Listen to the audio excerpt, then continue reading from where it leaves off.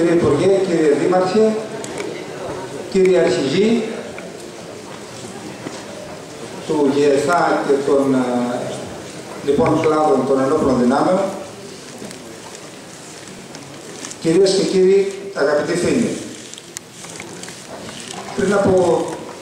Νομίζω πριν από 4 μήνες κάναμε μια παρουσίαση στην Λέσχη Αξιωματικών των Ενόπλων Δυνάμεων.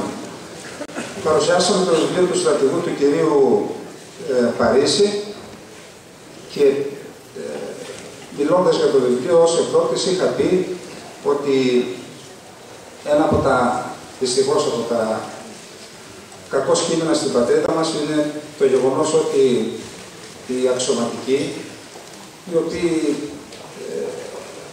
σε πολύ μεγάλο ποσοστό είναι πολύ αξιόλογοι και πολύ μορφωμένοι άνθρωποι με παιδεία και με τεράστιες εμπειρίες, αλλά και οι διπλωμάτες, σε σχετικά μικρή ηλικία, από ηλικία 50, 52, 55 ετών, αποστρατεύονται ή συνταξιοδοτούνται και στη συνέχεια αυτό το πολύτιμο εθνικό αποθηματικό σκέψης και γνώσης δεν αξιοποιείται. Και αντιμετωπίζουν σοβαρότατα ψυχολογικά προβλήματα συνάδελφοι με την αποστρατεία τους, γιατί δεν βρίσκεται κανένας φορέας, είτε του κράτους, είτε του ευρύτερου δημόσιου τομέα, να επωφεληθεί από αυτό το εθνικό αποθεματικό γνώσης και εμπειρίας. Ως εκδοτικός οίκος, είμαστε μικρός εκδοτικός οίκος, καταβάλουμε τεράστιες προσπάθειες να μείνουμε όρθιοι σε αυτή τη λέλαπα που σαρώνει τα πάντα στην πατρίδα μας, στον τομέα της οικονομίας και της κοινωνίας, όμως, στο λόγο που δώσαμε στην προηγούμενη παρουσίασή μας, παραμένουμε πιστοί. Είχαμε πει λοιπόν τότε ότι θα καταβάλουμε προσπάθειες να συνεργαστούμε με συναδέλφους που έχουν κάτι να πούν από την υπηρεσιακή τους εμπειρία και όχι μόνο, και να προσπαθήσουμε να κάνουμε εκδόσεις για να μεταδώσουμε αυτή τη γνώση δια του βιβλίου σε όσους ενδιαφέρονται γι' αυτό. Σήμερα για μένα είναι διπλή χαρά, θα έλεγα και ιστορική μέρα. Γιατί πρώτον μένουμε πιστοί ως εκδοτικός οίκος στο λόγο που δώσαμε και παρουσιάζουμε το βιβλίο ενός απόστρατου αξιωματικού. Για μένα όμως έχει ιδιαίτερη αξία η σημερινή μέρα, γιατί όταν επέστρεψα από το Ναϊρόμπι, έχοντας προσγειωθεί χωρίς αλεξίπτωτο αρχηγέ, βρήκα στο σπίτι μου, και δεν θέλω να πω τίποτα για τους υπόλοιπους συναδέλφους, μία μόνο επιστολή. Αυτή η επιστολή έλεγε, επειδή, κύριε Καλεντερίδη, επειδή σας είχα υπό τα διαταγάς μου και επειδή ξέρω ποιος είστε και τι προσφέρετε στην πατρίδα, να έχετε υπόψη σας ότι είμαι στη διάθεσή σας να παραστώ και να μιλήσω για σας οπουδήποτε και σε οποιαδήποτε αρχή. Ευτυχώς δεν χρειάστηκε, όμως ο άνθρωπος αυτός ήταν ο αντιπτέραρχος κ. Παναγιώτης Μπαλές. Γι' αυτό λέω ότι είναι για μένα έχει ιδιαίτερα αξία η σημερινή μέρα, θα έλεγα ιστορική, γιατί μου εμπιστεύτηκε τις μύχιες σκέψεις του όταν αποφάσισε να γράψει το βιβλίο. Ήμουν μαζί του, δίπλα του, όσο μπορούσα συμπαραστάτης, γιατί χρειάζεται πολύ μεγάλη δύναμη, κόπο, και όσοι έχουν γράψει, ο κύριος Πολύδωρας έχει γράψει βιβλίο, ο κύριος Ζαχαράκης έχει γράψει βιβλίο, ο κύριος Μπλαβέρης είναι συγγραφέας, γνωρίζετε πόσο μεγάλος κόπος χρειάζεται για να γραφεί ένα βιβλίο, και έτσι έχω τρέξει μαραθώνιους μέχρι το 1992, πριν πάω στην υπηρεσία υπό τις διαταγές του κ. Μπαλέ.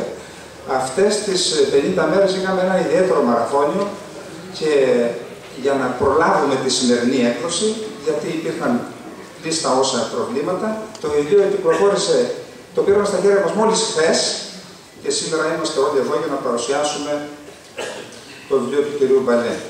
Θα ήθελα να πω ότι αποτελεί μέγιστη τιμή για τον εκδοτικό οίκο, πιστεύω και για τον κύριο Πτέραρχο, το γεγονός ότι στο τραπέζι αυτό κάθονται και θα μιλήσουν για το βιβλίο, για την έκδοσή μας, προσωπικότητες υψηλού κύρους και με πολύτιμες, πλούσιες εμπειρίες από το δημόσιο βίο, αλλά και από το κράτος, από τις ένοπλες δυνάμεις και γενικά από τη λειτουργία του κράτους.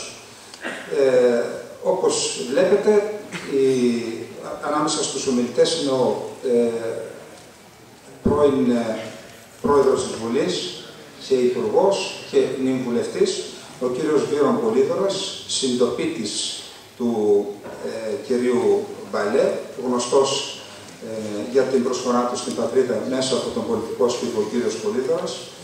Επίσης, ο κύριος Χρήστος Ζαχαράκης, διπλωμάτης που είναι γνωστός σε όλους, συνήθως δεν γνωρίζουμε όλους τους διπλωμάτες. Τον κύριο Ζαχαράκη τον ξέραμε όσο υπηρετούσε ως διπλωμάτης. Στη συνέχεια υπηρέτησε την πατρίδα μας και ως ευρωβουλευτής στις Βρυξέλλες. Έχει συγγράψει και ο ίδιος ένα βιβλίο, όπως προείπα. Επίσης, ανάμεσα στους ομιλητές είναι ο κύριος Ευστάθιος Καβραβέρος, στρατηγός και επίτιμος αρχηγός σπουδές. Υπήρξε και αυτός διοικητής μου στη Σχολή Ελπίδων, ως διοικητής στάγματος, και με τη σειρά μου εγώ στη συνέχεια ομιλών είχα τον γιο του διοικητή στο Μεγάλο Πεύκο, ο οποίος δεν ξέρω αν έχει και τις καλύτερες εμπειρίες από τις μέρες εκείνες, γιατί δεν περπατούσε ποτέ, μόνο έτρεχε, τον έτρεχα μάλλον. Επίσης, ανάμεσά μας είναι ο κύριος ο αντινάβαρχος κύριος Γρηγόρης Δεμέστικας, επίτιμος αρχηγός τόλου, ο οποίος είναι γνωστός για την ενασχόλησή του με ζητήματα στρατηγικής. Νομίζω ότι κάτι επολάπτεται από τον ίδιο στον τομέα της συγγραφής και στη συνέχεια ίσως των εκδόσεων. Επίσης, ο αντιτέρπος κ. Κωνσταντίνου Χίου, επίτιμος αρχηγός του ΑΤΑ, αναφέρεται το όνομά του και μέσα στο βιβλίο. Εγώ μέσα από το βιβλίο το γνώρισα καλύτερα, αλλιώς τον ήξερα μόνο εξ ακοής. Και τέλος και ο Λεωνίδας Βλαβέρης, έγκριτος δημοσιογράφος και αναλυτής σε αμυντικά θέματα, συμπληρώνει το σημερινό πάνελ. Θα ήθελα να καλέσω στο βήμα τον κύριο Βύρονα Πολύδωρα για να ανοίξει την σημερινή εκδήλωση. Κύριε Υπουργέ.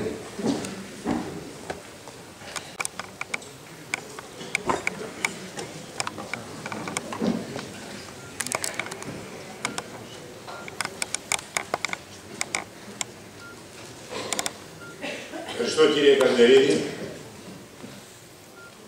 Εδεσιμολογιότατε, κύριε Δήμαρχε Κοναργού Παπάδου,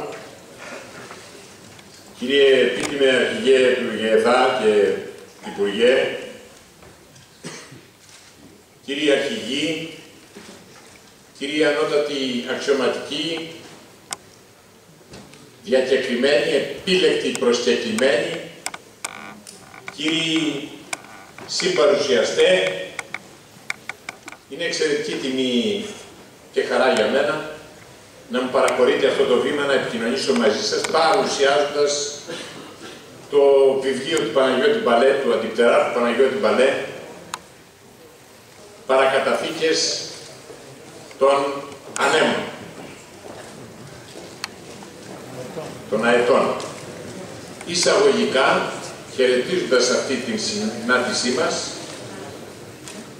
αισθάνομαι την υποχρέωση να σας παράσχω μια οφειλόμενη εξήγηση σχετικά με τις περικοπές και στους ενστόλους και τη δυστυχία που δένει τον τόπο μας.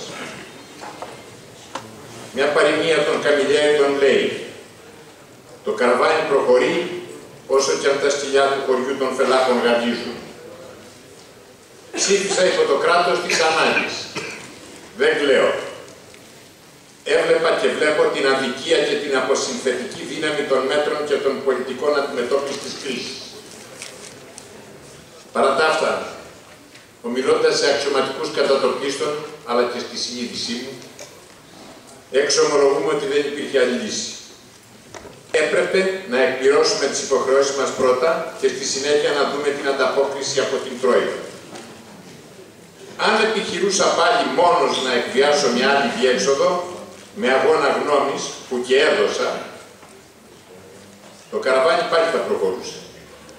Η καταψήφιση από μένα, πολύ πιθανή στα όρια των εθνικών κραδασμών μου, τυχόν καταψήφιση θα με έφερνε στη θέση του αποδιοπομπαίου τράγου.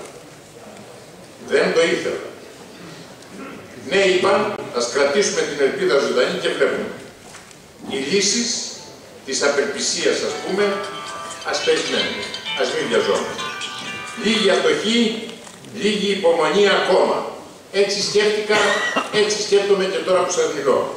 Σε αυτό το σημείο βρισκόμαστε.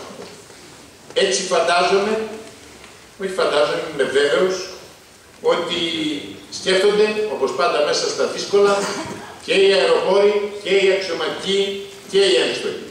Τους συγχαίρω και τους ευχαριστώ όσο η θέση μου το επιτρέπει από καρδιάς. Στο θέμα μας τώρα. Γνώρισα τον συγγραφέα γυπτέραρχο Παναγιώτη Παλέ, του Ηλία, αρχικά σαν φήμη και κάτι σαν θετική άβρα που έπνεε στην Ανδρίτσανα και έφτανε μέχρι το σπίτι μας όταν εγώ ήμουν παιδί 6-7 χρονών. Είχε πετύχει μεταξύ των πρώτων στη σχολή η Κάρο. Τι τιμή για τον τόπο μας ολόκληρο.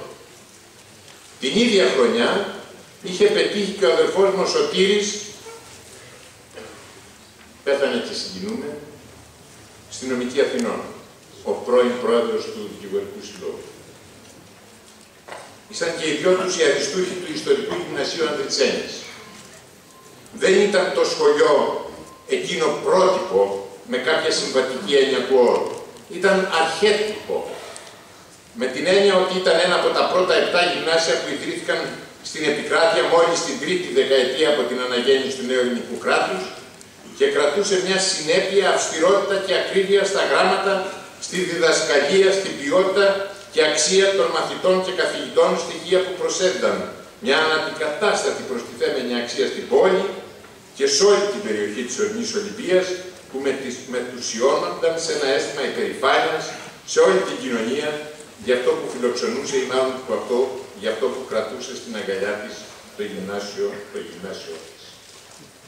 Αυτού του γυμνασίου απόφυτος ήταν ο νέος Ίκαρος τότε που μας χάρισε χαρά και υπερηφάνεια με την επιτυχία του στην Ικάρο, ο Παναγιώτης Παλές. Παρακολουθήσαμε στη συνέχεια όλη την πορεία του αρχηγού της τάξεως και της σχολής και ως ακαταπόητου αεροπόρου, πιλότου, διοικητού, εκπαιδευτού, διακεκριμένου αξιωματικού στο ΝΑΤΟ και αξεπέραστου επιτελούς. Αναφέρεται από τη θητεία του στο ΝΑΤΟ το αξιοσημείωτο περιστατικό κατά το οποίο ο Αμερικάνος διοικητής του, μετά από μια πτήση μαζί του ειδικών προδιαγραφών και απαιτήσεων πτήση, δήλωσε «Στην καριέρα μου των 40 χρόνων δεν είχα ξανασυναντήσει αεροπόρο σαν τον Έλληνα Παναγιώτη Παλέ». «Παρακαταθήκες αετών» είναι ο τίτλος του βιβλίου και μας εισάγει μόνον ο τίτλος στα περιεχόμενα και στη θεματολογία του. Δεν γράφει ο Παναγιώτης Μπαλές στο βιβλίο που έχετε αναχείρας ή που θα αποκτήσετε στην έξοδο. Θαυμαστή έκδοση του εκδοτικού οίκου του Σάβα Καλεντερίδη. Θαυμαστή έκδοση από κάθε άποψη. Δεν γράφει αυτοβιογραφικά. Παραθέτει ντοκουμέντα και πληροφορίες ανέκδοτες για τον ιστοριοδίφη ή τον ιστορικό του μέλλοντος. Γίνεται ο Παναγιώτης Μπαλές ένας συλλογικός συγγραφέας. Γράφει για λογαριασμό των πολλών συναδέλφων του, υπταμένων αξιωματικών, των πολλών, μεταξύ των οποίων περιλαμβάνονται και πολλοί του κόσμου την αίθουσα με την παρουσία του απόψε. Και η γραφή του είναι δηλωτική μιας βαθιάς αφοσίωσης στο esprit de corps, στο πνεύμα ομάδος που χαρακτηρίζει ως υπέρτατη αρετή όλα τα μέλη ενός καλοοργανωμένου, διακατεχωμένου από υψηλό φρόνημα και πειθαρχημένου συνόλου, στρατιωτικού μάλιστα συνόλου. Ταξινομώντας τα θέματα που θέλει να προβάλλει, να σχολιάσει και να κρίνει ευθύδικα, αληθινά και έλλειμμα ο συγγραφέας, βρίσκω εγώ πως αυτά σχηματίζουν τρεις ενότητες. Ενότητα πρώτη, η αντίκρουση εκείνων των ιδηλιακών δίθεν εικόνων και των ναρκισσιστικών αγιογραφιών, με τις οποίες κάποιες ηγεσίες της αεροπορίας και των ενόπλων δυνάμεων, στο ύπατο μάλιστα αξίωμα, συγγράφουν εκθέσεις και αυτοβιογραφίες, ασκούνται σε χρήση ψευδονύμων και βαφτίζουν την κομματοκρατία, την αναξιοκρατία, την εφεκτικότητα και την ενδοτικότητα εθνικών θεμάτων ως αποστολή του εξετελέστη. Ενώ στην ουσία η αποστολή του χρέους και του καθήκοντος είχε δραματικά παραμεληθεί. Τα στυλιτέλει ο Παναγιώτης Μπαλές. Την νομιμοποίησή του για τον δίκαιο λόγο της αντίκρουσης των επίμονα αλαζόνων την αντλεί ο Παναγιώτης Μπαλές από τη Σοφόκλια επιταγή, θα συνταληθεί λέγει, που είναι και υπότιτλος του βιβλίου, που συμπληρώνεται από το τύπτεται τους ατάκτους ή να μη επέρονται του Αποστόλου Παύλου.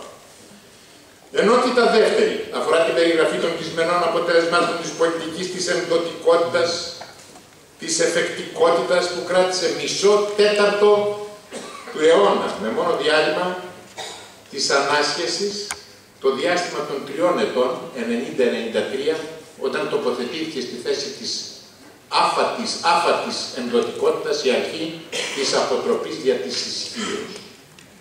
Και στη μάχη διαρκείας που έδωσε ο συγγραφέας, ως αξιωματικός μάχης και ως επιτελής, για να εμπεδοθεί ως κυρίαρχη ιδεολογία. Ο συγγραφέας καταθέτει τις αποδείξεις του. Δεν συγχαίει τις εκτιμήσεις και αξιολογήσεις του με τα μετρήσιμα και ιστορημένα γεγονότα. Κομίζει τις αποδείξεις με τη γραφή του. Τα θέματα. Η ισορροπία δυνάμεων στο Αιγαίο με το μυθικό 7/10. Τα προγράμματα εξοπλισμών και συγκεκριμένα οι τύποι των αεροσκαφών. Το FIR, οι παραβιάσεις του ελληνικού εναέριου χώρου και παραβάσεις των κανόνων του διεθνούς δικαίου είναι τα θέματα που τον απασχολούν ιδιαίτερα, γιατί τα γνωρίζει καλά, γιατί τα έζησε με τα πόνου πολλού. Το πρότυπό του για την άμυνα του εθνικού εναέριου χώρου το κρατήστηκα στην κασετίνα των παρακαταθηκών του από τη στάση του τεράτου Ιωάννου Αναγνωστοπούλου, που μας τη μεταφέρει. Θα σας πω το θέμα. Ο Ιωάννης Αναγνωστόπουλος ζει, είναι υπερενενικοντούτης, είναι ηρωική μορφή, θα το ξέρετε οι περισσότεροι, γράφει σχετικά στην εισαγωγή του για το νόημα της αεροπορίας και το πώς προασπίζεται το Αιγαίο, μια δήλωση, μια σκέψη για ένα επεισόδιο του Ιωάννη Αναγνωστόπουλου, γράφει ο Παναγιώτης Μπαλές. Τηλεφωνούσε στον Αμερικανό πτέραρχο διοικητή του 6ου ΑΤΑΦ και του λέει ότι εδώ γίνεται παραβιάση στο Αιγαίο. Ήθελε να του πει. Ο Αμερικανός απέφευγε να βγει στο τηλέφωνο. Ο Ιωάννης Αναγνωστόπουλος, διοικητής της ΑΤΑ, Λάρισα, παίρνει τηλέφωνο το διοικητή του υπερκείμενου ναυτιλιακού στρατηγίου στην Νάπολη της Ιταλίας, φυσικό προϊστάμενό του, τον οποίο έτυχε να γνωρίσει από προηγούμενη θητεία του στο Air South και του λέει: αντιμετωπίζω αλλεπάλληλες διεισδύσεις και παραβιάσεις τουρκικών αεροσκαφών στο Αιγαίο, δηλαδή στην ελληνική περιοχή αεραμήνης, χωρίς την υποβολή εκ μέρους των, όπως προβλέπει flight plan. Προβλέπει. Παίρνω στο τηλέφωνο τον Κομψιχατάφ για να του μιλήσω και δεν βγαίνει, με αποφεύγει. Επί του θέματος αυτού, κύριε Έισαου, οι κανόνες εμπλοκής του ΝΑΤΟ προβλέπουν εκτέλεση αναγνώρισης και εντολή προσγειώσεως με συνοδεία των αεροσκαφών ανακαιτήσεως στο πλησιέστερο ελληνικό αεροδρόμιο. Εάν κάποιο τουρκικό αεροσκάφος δεν υπακούσει, θα δώσω εντολή με βάση τους κανόνες εμπλοκής του ΝΑΤΟ να καταρριφθεί. Διάλογος Ιωάννης Αναγνωστόπουλος, ο αφηγούμενος, εν ζωή ακόμη, σας είπα υπερενικοδούτης. Ο Κομεσάου, αφού με άκουσε προσεκτικά, με καθησύχασε λέγοντας: θα δώσω αμέσως εντολή στον Κομψιχατάφ να έρθει εκεί στη Λάρισα το ταχύτερο για να λύσετε το πρόβλημα. Έτσι έγινε τελικά. Ο προϊστάμενός μου στην αλυσίδα διοίκησης του ΝΑΤΟ, Κομψιχατάφ, ήρθε αμέσως τη νύχτα και υποβροχή μάλιστα στον υφιστάμενό του στη διοίκηση του ΝΑΤΟ, αρχηγό του ΑΤΑ στη Λάρισα, όπου το ανακύψαν θέμα, διευθετήθηκε και η γραμμή FIR καθιερώθηκε έκτοτε ως προς τα Ανατολάς οριό του προς την Τουρκία, αναγνωρίζοντας το Αιγαίο στην ελληνική περιοχή αεραμήνης. Σημείωση του Μπαλέου. Καταρχάς, τα όσα μας εξιστορεί ο πτέραρχος Ιωάννης Αναγνωστόπουλος είναι ένα καλό μάθημα σε όσες αναποτελεσματικές ηγεσίες περιγράφουν δονκιχωτικές μονομαχίες σε ανούσια κείμενα. Ενότητα τρίτη. Η μικρή ιστορία ενός υπταμένου αξιωματικού περιγράφεται με τη μορφή ημερήσιας διαταγής. Δεν ωραιολογεί υπέρ του εαυτού το πτέραρχος. Επιλέγει και περιγράφει επεισόδια και περιστατικά της ζωής του στην αεροπορία με θαυμαστή αποδεικτική γραφή. Δράτεται της ευκαιρίας κάθε φορά να μας μιλήσει για το πνευματικό και ηθικό έρευνα και οπλοστάσιο που τον συνήχε και που όριζε και κατήφθηνε όλη την αποστολή του. Κυρίαρχες Έλληνες. Πατρίδα, ευθύνη, φρόνημα, αποτέλεσμα. Αυτά υπηρέτησε. Από αυτά είναι πνεύμα. Αλλά η κρυφή αρετή της βιογραφικής αυτής πτυχής είναι ότι δεν βιογραφεί τον εαυτό του, ούτε ψημιδιώνεται για τον τρόπο του διοικήν που άσκησε. Σε μια νεοπαγή παραδείγματος χάρη μονάδα την οποία κλήθηκε να συντονίσει, να συντάξει εκ νέου, το 1975 την 338 μοίρα, ΔΒ, περιγράφει το κλίμα που επέβαλε σε λίγες γραμμές. Ουδής χειριστής υπήρχε χωρίς συγκεκριμένα καθήκοντα και όλοι μαζί με υψηλό ηθικό συμμετείχαμε στην καθημερινή εργόδη υπερπροσπάθεια. Με την κατανομή δε και την ανάθεση καθηκόντων σε όλους, το βάρος επιμερίστηκε κλπ. Οικονομώ τον λόγο και τον χρόνο. Μιλά με έναν τρόπο εντυπωσιακά συλλογικό ο Παναγιώτης Βαλές και γράφει. Τρόπο ισοτιμίας και συναδελφικότητας. Κανένας πόλεμος δεν διεξάγεται από μονάδες, αλλά από σύνολα και ηθικοπνευματικές οντότητες. Έτσι διδασκόμεθα στις σχολές και εγώ ως έφεδρος αξιωματικός, εσείς οι ανώτατοι τα εδιδάσκατε και ο γιος μου ως έφεδρος αξιωματικός νυν προσφάτως απολυθής. Κανένας πόλεμος λοιπόν δεν διεξάγεται από μονάδες, αλλά από σύνολα και ηθικοπνευματικές οντότητες, σύνολα, συλλογική προσπάθεια. Αυτό το δόγμα είναι χαραγμένο στο κύτταρο του Παναγιώτη Παλέ. Αυτό αποδίδεται και στο βιβλίο του. Γράφει για τους συμμαθητές του στην Ικάρο, για τους συναδέλφους του υπταμένους αξιωματικούς, για τους υφισταμένους του και τους προϊσταμένους του. Γράφει με γενναιότητα καρδίας και πνεύμα δικαιοσύνης και με ντοκουμέντα.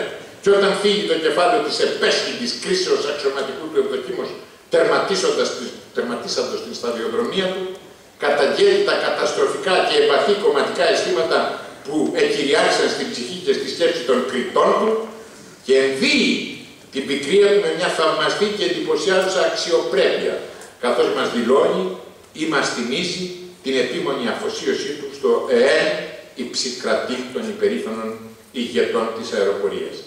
Τέτοιος υπήρξε και μένει στη συνείδηση όλων όσοι τον γνώρισαν αυτός ο Αριστεύς. Είχα την τύχη να συναντήσω τον Πανάγο Μπαλέ όταν αυτός είχε τιμηθεί με την ανάθεση από τον Πρωθυπουργό Κωνσταντίνο Μητσοτάκη της διοίκησης της ΕΕ. Εγώ ήμουν υπουργός τύπου και κυβερνητικός εκπρόσωπος τότε, στα έτη 90-93. Και είδα εκ του σύνεγγυς τη μεθοδικότητα, την ευθύνη, την αξιοκρατική διοίκηση και τον εθνικό προσανατολισμό στη λειτουργία της υπηρεσίας που διείπε και χαρακτήριζε τον τρόπο ενεργείου του τεράστιου Μπαλέ. Και ο Πρωθυπουργός Κωνσταντίνος Μητσοτάκης τότε δεν εφίδετο της δημόσιας αναγνώρισης αυτών των αρετών και ποιοτήτων του αξιωματικού που μας προσφέρει σήμερα τις παρακαταθήκες αετών. Αυτά εγώ μαρτυρώ. Σας ευχαριστώ πολύ.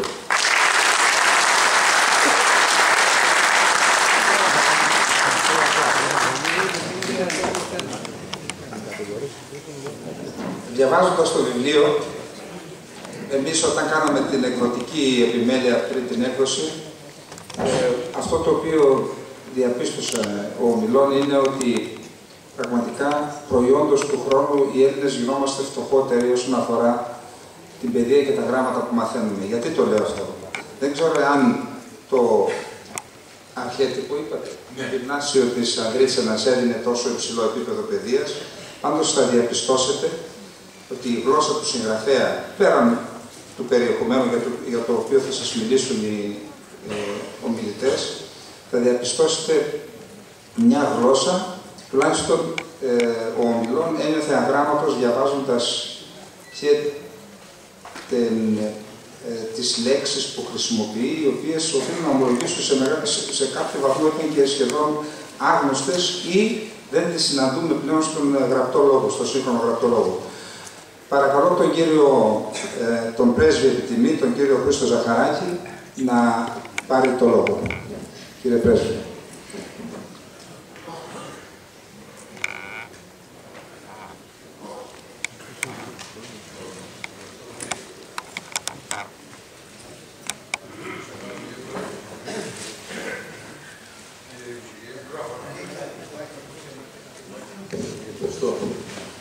Κύριε Πρόεδρε της Βουλής, κύριε Υπουργέ, κύριε Δήμαρχε, κύριοι αρχηγοί,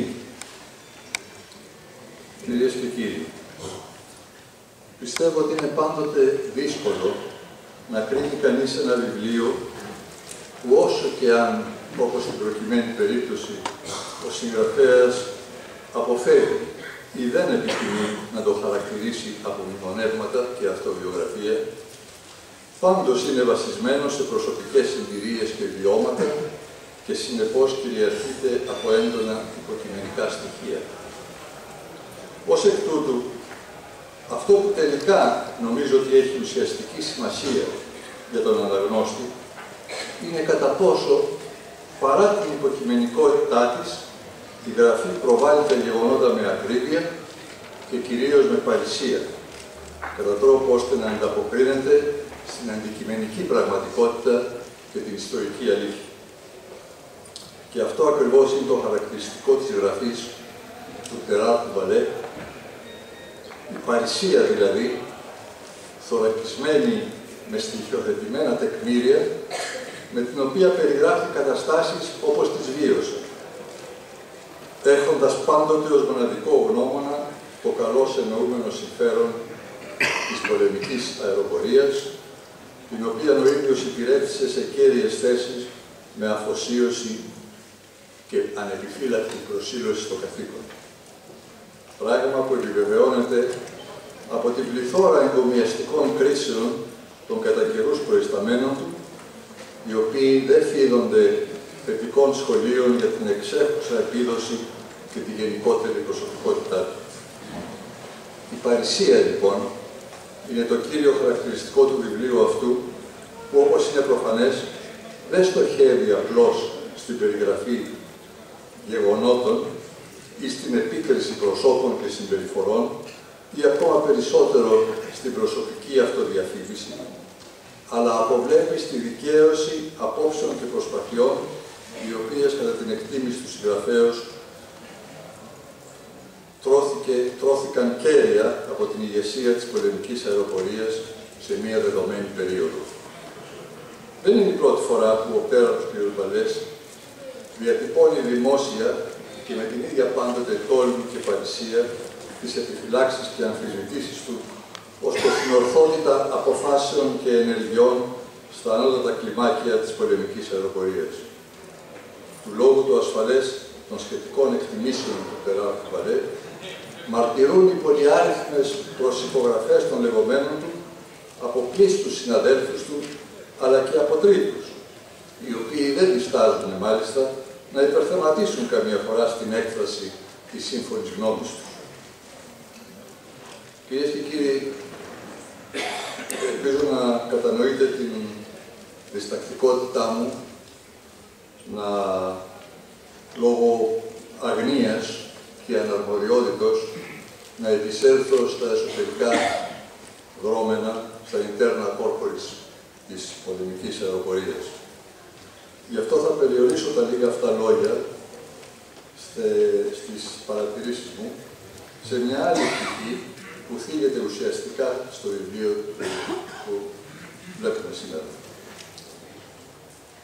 Ένα δεύτερο στοιχείο, λοιπόν, που πέραν της παρησίας χαρακτηρίζει την ουσία της γραφής του Τεράρ Κουβαλέ, είναι η επιβεβαίωση του θεμελιώδους αξιώματος που διέπει νομοτελειακά ή πρέπει να διέπει νομοτελειακά την εξωτερική πολιτική ενός κράτους, ότι δηλαδή αυτή οφείλει να βασίζεται σε εθνικά αποκλειστικά κριτήρια και να μην περιπίπτει στην τάξη των εσωτερικών και ακόμα περισσότερο κομματικών αντιδικιών και σκοπιμοτήτων, διότι άλλως μοίρια κακά έπονται. Και το βιβλίο αυτό ακριβώς αναδεικνύει ανάγλυφα τα κακά αυτά, ως συνέπεια κρουσμάτων τέτοιων κομματικών παρεμβάσεων, ακόμα και σε θεσμούς όπως το στράτευμα, που θα έπρεπε να παραμένουν εντελώς εκτός ανάλογων συμπεριφορών. Θα ήθελα να προσθέσω εν προκειμένου επί προσωπικής βάσεως ότι η ανάλογη μεταχείριση επιφυλάχθηκε κατά καιρούς και στη διπλωματική υπηρεσία του κράτους, που όπως και τις δυνάμεις είναι ταγμένη στο πλαίσιο της δικής της αποστολής να προασπίζει μόνο το εθνικό συμφέρον, παραμένοντας ανυπεραίαστη παρεμβολών εσωτερικής πολιτικής φύσεως. Οι επισημάνσεις του συγγραφέως και για το θέμα αυτό αποδίδουν με μεγάλη κλαφυρότητα αυτή τη θεμελιώδη υποχρέωση της εκάστοτε πολιτικής ηγεσίας και ακόμα περισσότερο της στρατιωτικής ηγεσίας προς αποτροπή άκρως επικινδύνων εξελίξεων. Ο συγγραφέας μου κάνει την τιμή να με αναφέρει στο έργο του, επικαλούμενος δικές μου γραπτές μαρτυρίες για γεγονότα που ζήσαμε και οι δύο από διαφορετικά βέβαια μετερίζια. Η θεία μου, ως μονίμου αντιπροσώπου στο ΝΑΤΟ, συνέπεσε ακριβώς με μία περίοδο που συχνά η πολιτική μας, στο πλαίσιο της συμμαχίας, αλλά και της εξωτερικής πολιτικής μας γενικότερα, παραμέλησε την οφειλόμενη προσήλωση στο αξίωμα που προανέφερα. Μία πολιτική που πραγματικά υπέφερε από κοντόφθαλμες και κρίσιμες αντιφάσεις θέσεων χάρη της εσωτερικής πολιτικής καταναλώσεως. Μερικά παραδείγματα. Αδικαιολόγητη και άσκοπη αιμονή στην αντιπαράθεση με ομόφωνες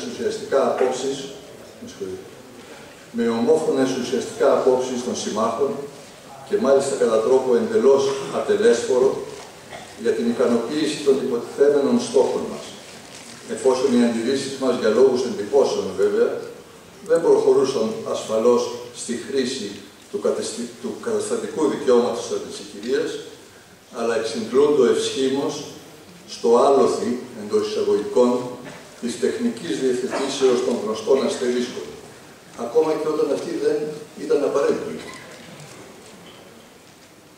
Με αποτέλεσμα φυσικά ότι κυρίως χωρίς οποιοδήποτε όφελος βρισκόμαστε αντιμέτωποι με τουλάχιστον γενική δυσφορία και κόπωση των συμμάχων, στους οποίους εντούτοις καταφεύγαμε, άλλη αντίφαση, ζητώντας την αλληλεγγύη και υποστήριξή τους στις εκάστοτε διμερείς διαφορές μας με την Τουρκία, στις οποίες ακριβώς παρατηρείται μια τρίτη αντίφαση. Τη συνεχούς διαμάχης στο τραπέζι του Βορειοατλαντικού Συμφώνου και του συνήθις ευνηδιαστικού και ως εκ τούτου απροετοίμαστου διμερούς διαλόγου. Σε ένα τέτοιο πλαίσιο εξεράγει και εκτιλήθηκε η κρίση του 1987, για την οποία δεν έχω να προσθέσω κάτι ουσιαστικά στα όσα υπενθυμίζει ο Τέρος Βαλές. Μόνον ίσως, χάρη της μικρής ιστορίας, το γεγονός ότι ο Γενικός Γραμματέας του ΝΑΤΟ, Λόρδος Κάρινγκτον, η κατοικία του οποίου ήταν όμορφη της δικής μου, με κάλεσε αργά τη νύχτα για να μου ανακοινώσει την υποχώρηση μέσα στις εισαγωγικά του ΟΖΑΡ, που βέβαια έσπεσα να γνωστοποιήσω τηλεφωνικά στον εμφανώς ανακουφισμένο υφυπουργό τότε εξωτερικών κ. Καψί. Καθώς αφορά στην κρίση των ημείων, που με βρήκε στη θέση του μονίμου αντιπροσώπου στον ΟΗΕ, επισημαίνω ότι και αυτή αποτελεί δείγμα επικρατήσεως εσωτερικών πολιτικών υπολογισμών.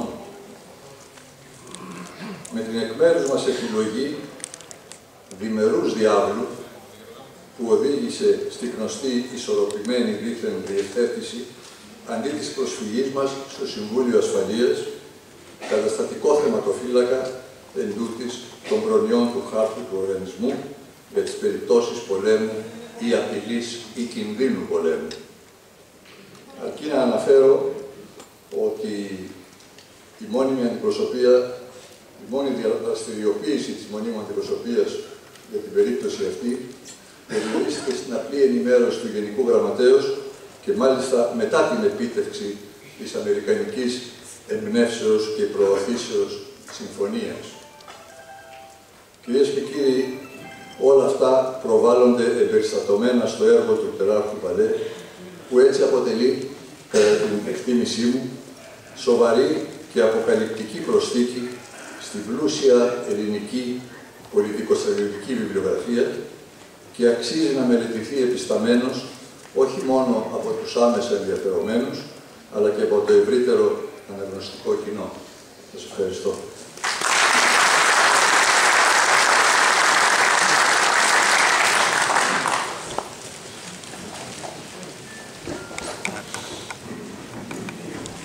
Μετά τον κύριο Ζαχαράκη, η σειρά έχει να μας πει την άποψή του, τη γνώμη του, το καταστάλαγμα των απόψεών του για το βιβλίο, ο αντινάμαρχος και επίτιμος αρχηγός του όρου, ο κ. Γρηγόρης Δεμέστρας.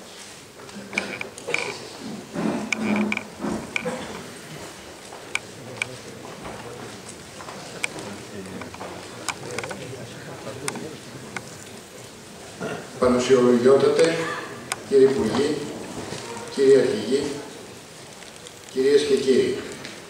Ευχαριστώ τον εκδοτικό οίκο Ινφογνώμων και τον πρέαρχο Παναγιώτη Μπαλέ για την σημερινή πρόσκληση προκειμένου να είμαι ένας εκ των παρουσιαστών του βιβλίου Παρακαταθήκες Αετών. Βιβλίο που καθυλώνει τον αναγνώστη και προσθέτει γνώσεις στον μελετητή. Στα επόμενα λίγα λεπτά μου διετέθησαν θα σας καταθέσω τις ειδικότερες απόψεις για το βιβλίο αυτό.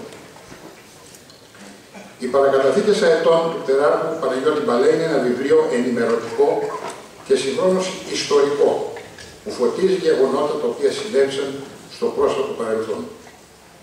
Το βιβλίο είναι ενημερωτικό σε ό,τι αφορά τα ελληνικά κυριαρχικά δικαιώματα και υποχρεώσεις που απορρέουν από το διεθνές δίκαιο και τις διεθνείς συμβάσεις και φωτίζει πτυχές της πολεμικής αεροπορίας, τις δυνατότητές της να υπερασπίσει τα δίκαιά μας, τις θυσίες και στερήσεις αλλά και το υψηλό ηθικό του προσωπικού της που ήταν και είναι έτοιμο να αντιμετωπίσει κάθε επιβουλέα. Αυτή η ετοιμότητα αποδεικνύεται καθημερινά με την αντιμετώπιση των τουρκικών παραβιάσεων που γίνεται ακόμα και με θυσίες των πιλότων μας. Το βιβλίο είναι ιστορικό σε ό,τι αφορά τα γεγονότα των περασμένων δεκαετιών, καθώς καταγράφει με αναμφισβήτητες αποδείξεις τις δυσμενείς επιπτώσεις που είχαν και εξακολουθούν να έχουν, όσες εσφαλμένες πολιτικές και στρατιωτικές αποφάσεις ελήφθησαν με βασικό γνώμονα σκοπιμότητες και όχι τα εθνικά μακροπρόθεσμα συμφέροντά μας. Στην σύντομη παρουσίασή μου θα αποφύγω να αναφερθώ σε συγκεκριμένα πρόσωπα.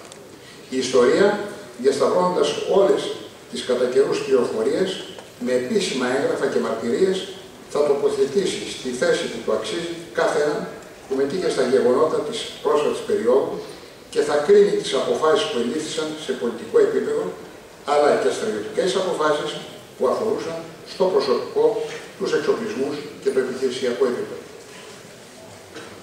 Διάφορα άρθρα και βιβλία έχουν εκδοθεί καταγράφοντας γεγονότα και αποφάσεις από το οδυνηρό 1974 μέχρι σήμερα.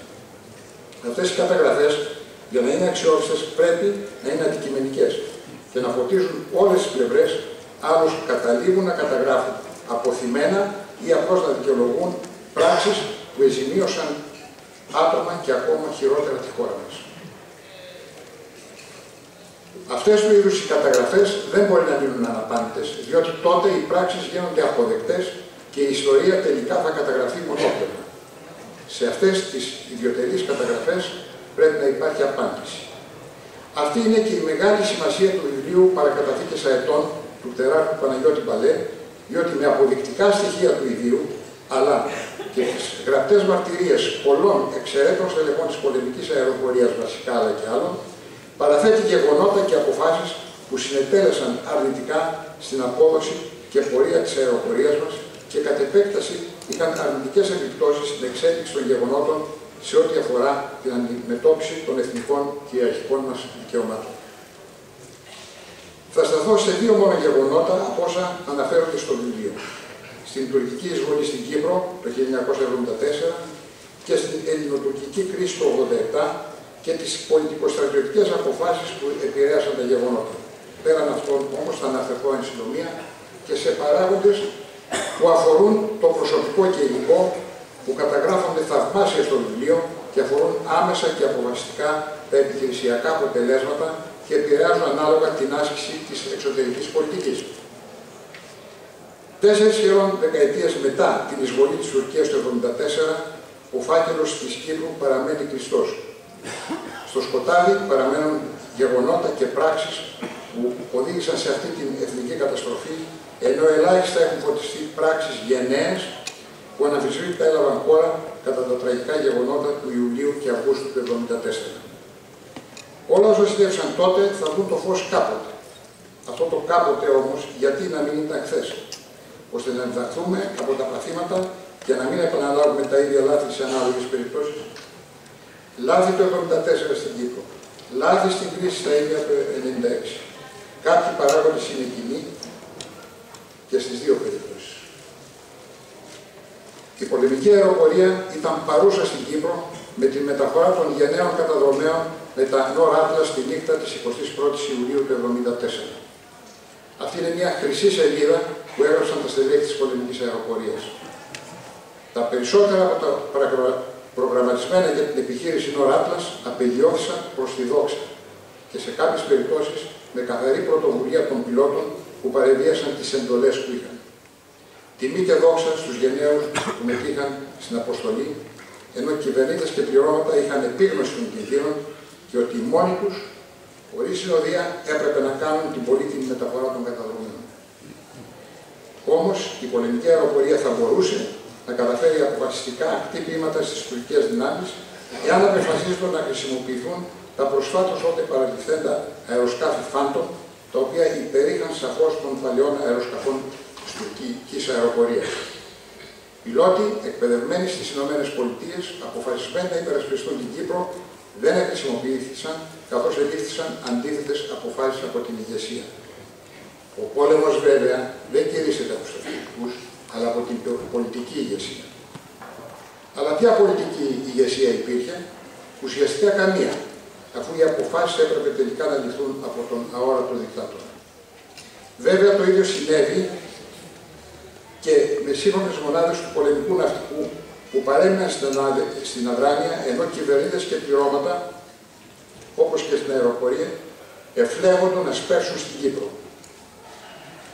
Ερχόμενοι στην κρίση του Μαρτίου του 1987, στο βιβλίο του Τεράρου Μπαλέ περιγράφεται και αποδεικνύεται όλο το παρασκήνιο. Ανεξάρτητα από την στρατιωτική κινητοποίηση για την απαγόρευση εκτελέσεως ερευνών από το τουρκικό πλειοσυσμί σε περιοχές που περιελάμβαναν και μεγάλο μέρος της ελληνικής κεφαλοπερκίδος του Αιγαίου, το τελικό πολιτικό αποτέλεσμα ήταν ότι υποχωρήσαμε έτη περαιτέρω από το συμφωνημένο πρωτόκολλο της Βέρνης του 1976. Ενώ με το πρωτόκολλο της Βέρνης ετίθεται ο περιορισμός για μη εκτέλεση ερευνών σε αμφισβητούμενες περιοχές και από τα δύο κράτη, που αφορούσαν μόνο στο Ανατολικό Αιγαίο και μέχρι ότου επέλθει συμφωνία για την οριοθέτηση της Κεφαλοπερκίδος, μετά την κρίση του Μαρτίου του 1987, ο περιορισμός αυτός ισχύει πλέον για όλο το Αιγαίο, δηλαδή δεν μπορούν να γίνουν έρευνες σε όλο το Αιγαίο μέχρι να διευθετηθεί το θέμα της Κεφαλοπερκίδος. Οι έρευνες περιορίζονται μόνο στα χωρικά ύδατα. Στο βιβλίο Παρακαταθήκες Αετών καταγράφονται λεπτομερώς με στοιχεία γεγονότα και αποφάσεις που ελήφθησαν κατά τη διάρκεια του 1980 για την πολεμική αεροπορία και που αφορούσαν το προσωπικό και το υλικό. Αθρώες αποστρατείες ικανότατων στελεχών με κομματικά προφανώς κριτήρια, προώθηση των κομματικών συγκλητέρων, αποδυνάμωσαν το έμψυχο υλικό της αεροπορίας και περιόρισαν τις επιλογές για την ανάπτυξη των επομένων ηγεσιών. Αυτή η αναξιοκρατία είναι μεγάλη, ίσως η μεγαλύτερη πληγή για τις ένοπλες δυνάμεις. Αν σκεφτούμε την εκπαίδευση, τις ώρες πτήσεως, τη σκληραγωγία που έχει ένας πιλότος της πολεμικής αεροπορίας, θα έπρεπε να φροντίζουμε να αξιοποιείται σε κέρυες θέσεις, ώστε να προσφέρει την εμπειρία του και η ανέλυξη του νεωτέρου προσωπικού να γίνεται μεθοδευμένα με ρυθμούς που δεν θα φέρουν ρυθμούς στον κλάδο. Παράλληλα, ορισμένες επιλογές υλικού αποδεικνύονται από το βιβλίο ότι έγιναν με πολιτικά ασαφή ίσως κριτήρια. Ως παράδειγμα αναφέρεται η απόφαση αγοράς δύο τύπων αεροσκαφών, ενώ η κοινή λογική αλλά και η εισήγηση των αρμοδίων συμβουλίων επέβαλε την επιλογή ενός συγχρόνου τύπου. Η επιλογή ενός τύπου θα ήταν μεσοπρόθεσμα και μακροπρόθεσμα οικονομικότερη σε ανταλλακτικά, εκπαίδευση και διαθεσιμότητα, αλλά και θα μπορούσε να προωθήσει την αεροπορική βιομηχανία που θα ήταν σε θέση να υλοποιήσει έργο με μεγαλύτερη ελληνική προστιθεμένη αξία. Κυρίες και κύριοι, ο αναγνώστης του βιβλίου εύκολα αντιλαμβάνεται ποιος είναι ο Τέορκος Παναγιώτης Μπαλές.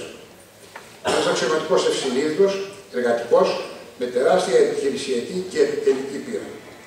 Ο γνωστός για τις ικανότητές του όχι μόνο στον κλάδο του, αλλά και σε εμάς των άλλων κλάδων των ενόπλων δυνάμεων, και γι' αυτό τον περιβάλλουμε με την αγάπη και την εκτίμησή μας. Ένας αξιωματικός που με βάση τις ικανότητές του, αλλά και τη σταδιοδρομία που ακολούθησε, είχε, θα μου επιτρέψετε, όλες τις προϋποθέσεις και προδιαγραφές να ηγηθεί του υπερήφανου κλάδου της πολεμικής αεροπορίας. Τα κομματικά κριτήρια όμως επεκράτησαν και απεστρατεύθη όταν ακριβώς είχε τις γνώσεις και την πείρα να προσφέρει πολλά στην αεροπορία.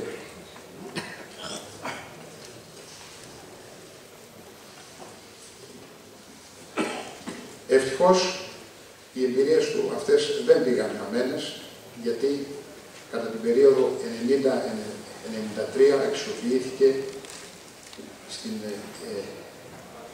ΕΕ και έτσι μπόρεσε εκεί να μεταφέρει όλες τις εμπειρίες.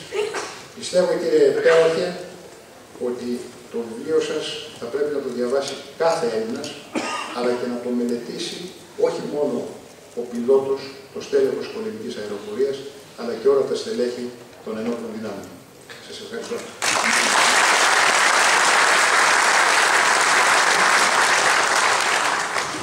Ευχαριστούμε τον κύριο Δεμέστικα. Μετά το πολεμικό ναυτικό ήρθε η σειρά της πολεμικής αεροπορίας.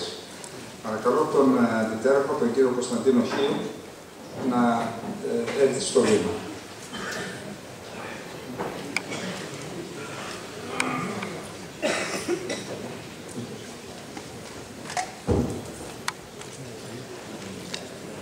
Παναγιώτατε, κύριε Υπουργοί, κύριε Τεχνηματικοί, κυρίες και κύριοι. Είναι μεγάλη χαρά και τιμή να συμμετέχω στο εξαιρετικό αυτό πάνελ παρουσιάσεως του πονήματος του πτεράρχου κ. Μπαλέ, παρακαταθήκης αητών. Μια από τις ιδιαιτερότητες της πολεμικής μας αεροπορίας είναι ότι οι υπτάμενοι αξιωματικοί είναι σχετικά ολιγάριθμοι και μαζί με το γεγονός ότι οι συνθήκες λειτουργίας της πολεμικής αεροπορίας τους δίνουν πάρα πολλές ευκαιρίες εργασίας και συγκροτισμού, οδηγούν στο να αλληλογνωριζόμαστε πολύ καλά και να αξιολογούμε άτυπα αλλά ουσιαστικά και να κατατάσσουμε τους συναδέλφους μας στη συνείδησή μας αξιοκρατικά. Ο πτέραχος κ. Μπαλές διακρίθηκε από το ξεκίνημά του στην πολεμική αεροπορία ως αρχηγός της σχολής Ικάρων και αρχηγός της σειράς του και συνέχισε τη σταδιοδρομία του υπηρετώντας στις πλέον ακαδημικές για ένα υπτάμενο αξιωματικό θέση. Έτσι, η συντριπτική πλειοψηφία των συναδέλφων του τον θεωρούσε σίγουρα άξιο μελλοντικό ηγείτονα της πολεμικής αεροπορίας. Δυστυχώς, ο άκρατος κομματισμός της δεκαετίας του 80, που ταλαιπώρησε πολύμορφα και έντονα την πολεμική αεροπορία, διέκοψε βάναυσα τη σταδιοδρομία του στην πλέον αποδοτική περίοδο αυτής, όταν είχε μόλις ένα χρόνο παραμονή του βαθμού του Δαξιάρτου και σε ηλικία 47 ετών. Και η ηρωνία είναι ότι την αυτοκρατία του αποφάσισαν ορισμένοι από αυτούς που με τον πλέον επίσημο τρόπο στις εκθέσεις αξιολόγησης που είχαν συντάξει σε ανύποπτο χρόνο για τον κύριο Μπαλέ, συμφωνούσαν με τη γνώμη που είχαν και αυτόν οι συνάδελφοί του. Το πόνημα του κύριου Μπαλέ που παρουσιάζεται σήμερα θα μπορούσα άτυπα να το χωρίσω σε δύο μέρη. Στο ένα μέρος καταθέτει πολύτιμες εμπειρίες, απόψεις και σχόλια και θέλω να επισημάνω ότι αυτό γίνεται πολύ τεκμηριωμένα και ρίχνει φως στα γεγονότα μιας περίοδου πολύ ιδιαίτερης για την πολεμική αεροπορία. Ειδικότερα περιγράφει την άκρατη κομματικοποίηση που επικράτησε την πολεμική αεροπορία τη δεκαετία του 80 και στις πολλαπλές και τραυματικές επιπτώσεις της στον ευαίσθητο αυτό κλάδο των ενόπλων δυνάμεων.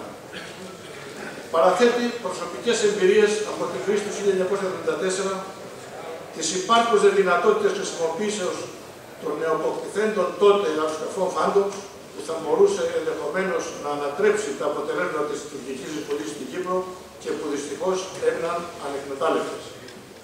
Αποδεικνύει με αδιάστατα στοιχεία το πόσο άστοχη ήταν επιχειρησιακά, αλλά και πόσο πανάκριβη ήταν οικονομικά η επιλογή δύο τύπων αεροσκαφών κατά την ονομαστήσα τότε αγορά του αιώνα.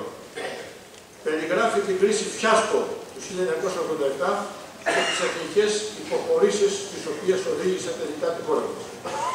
Καταθέτει πολύτιμες εμπειρίες από τη συμμετοχή του στις διαπραγματεύσεις για την επανένταξη των ενόπλων δυνάμεων στο ΝΑΤΟ και για τη λειτουργία των Αμερικανικών βάσεων στην Ελλάδα, καθώς και για τον καθορισμό της περιοχής αγάμινας της χώρας μας. Όλα τα παραπάνω πιστεύω ότι βοηθούν όσους συναδέλφους έζησαν τα παραπάνω να τα αναπολύσουν και πιθανότητα να συμπληρώσουν ή και να αναθεωρήσουν κάποιες απόψεις τους. Δίνουν πολύτιμους εργασμούς στους νεότερους συναδέλφους για προβληματισμό και αποφυγή επανάληψης σφαλμάτων που έγιναν και επισημαίνονται στο πόνημα του κ. Βαλέου. Αποτελούν πολύτιμη πληροφόρηση για κάθε προβληματιζόμενο πολίτη. Θα ενισχύσουν την προσπάθεια όσων ασχοληθούν στο μέλλον με την ιστορική καταγραφή των παραπάνω γεγονότων να είναι αντικειμενική και ακριβής. Και αυτό γιατί περιγράφονται από αυτόν που τα έζησε έντονα και τα τεκμηριώνει επαρκέστατα, δικαιολογώντας έτσι και την έντονη συναισθηματική φόρτιση που ενίοτε αποτυπώνεται στο πόνημά του. Στο δεύτερο μέρος του βιβλίου, χωρίς αυτό να είναι διάκριτο χωριστό, ο κύριος Μπαλές κάνει σύντομη αναφορά στις αρχές ηγεσίας και στα χαρακτηριστικά γνωρίσματα του ηγέτη και δίνει γλαφυρά παραδείγματα δράσης και παρακαταθήκες σε νεότερους και μελλοντικούς αεροπόρους. Αυτά, όταν κατατίθενται από τον τέρα του κ. Μπαλέ, που τα εφάρμοσε ο ίδιος με επιτυχία στη σταδιοδρομία του, είναι απόλυτα πιστικά και αποτελούν πολύτιμη προσφορά και παρακαταθήκη στους νεότερους συναδέλφους. Δεν θέλω να αφήσω ασχολία στο το μέλος του βιβλίου, στο οποίο ο κ. Μπαλές παρουσιάζει με συντομία και γενικότητες για ευνόητους λόγους την τελετή θητεία του ως διοικητής της ΕΕΠ, υπευθυνότητα θέση στην οποία τον διόρισε η κυβέρνηση μετά την αποστρατεία του. Όμως, για τις επιδόσεις του στη θέση αυτή, νομίζω ότι η επιστολή του τότε Πρωθυπουργού κ. Κωνσταντίνου Μητσοτάκη, που προλογίζει το παρουσιαζόμενο βιβλίο, δεν επιτρέπει άλλο σχολιασμό. Κλείνοντας, θέλω να συγχαρώ τον κ. Μπαλέ για τη μεγάλη και επιτυχή προσπάθειά του να ολοκληρώσει το σημαντικό πόνημα που παρουσιάζουμε σήμερα και να ευχηθώ καλή επιτυχία στην πρωτοβουλία του αυτή. Πιστεύω ότι οι ΑΕΠ έχουν δικαίωμα αλλά και υποχρέωση να καταγράφουν τις πολύτιμες παρακαταθήκες τους. Σας ευχαριστώ.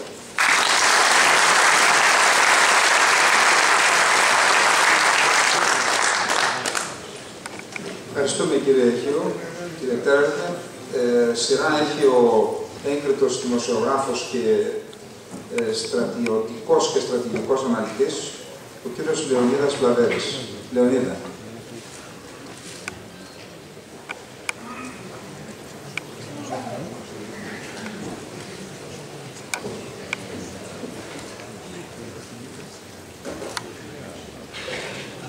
Πανουσιολογιότατε, κύριε Υπουργοί, Δήμαρχε Παπάγου, κύριοι Αρχηγοί, σεβαστοί Αρχηγοί, κυρίες και κύριοι. Καταρχάς θα ήθελα να ευχαριστήσω τον συγγραφέα, τον πτέραρχο Παναγιώτη Μπαλέ, για την τιμή που μου έκανε να μου ζητήσει να είμαι ένας εκ των παρουσιαστών του ισχύρα σας πονήματος παρακαταθήκες αετών, όπως επίσης και τον εκδότη των εκδόσεων Νυμφογνώμων Σάβα Καλεντερίδη. Η τιμή όμως είναι μεγάλη για μένα, τουλάχιστον εγώ έτσι το θεωρώ, γιατί πρέπει να σχολιάσω το βιβλίο ενός καταξιωμένου πτεράρχου, αρχηγού τάξεως στη Σχολή Ικάρων και αρχηγού σε όλα όσα έκανε στην συνεχεία σταδιοδρομία του.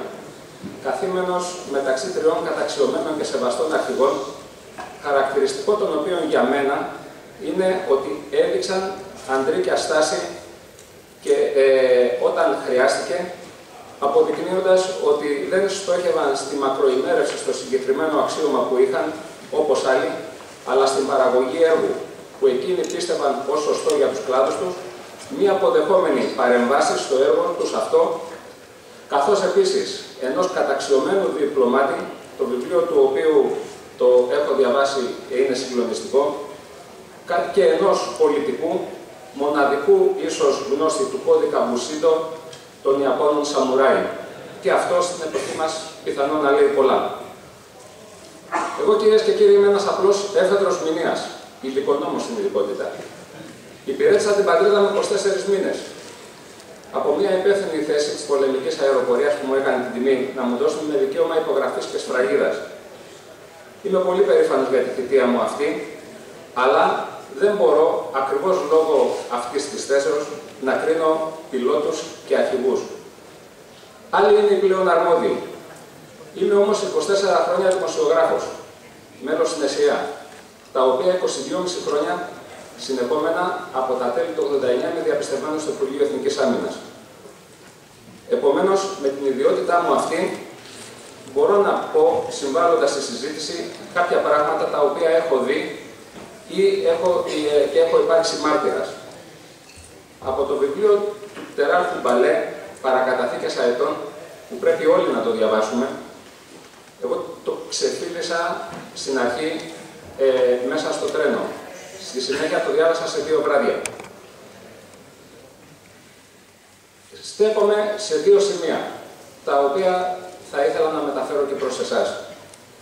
Πρώτον, στον άκρατο κομματισμό που υπήρξε μια περίοδο της πολιτικής ζωής της χώρας μας, στη δεκαετία του 80, ιδιαίτερα στις ένοπλες δυνάμεις. Αυτό το πράγμα ο πτέραρχος Μπαλές το ξεκινάζει κυριολεκτικά με τα στοιχεία τα οποία παραθέτει.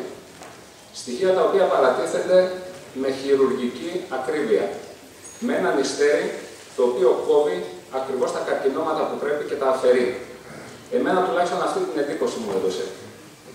Ένα πράγμα μου έκανε τρομερή εντύπωση και θέλω να σας το πω, όπως είπαμε.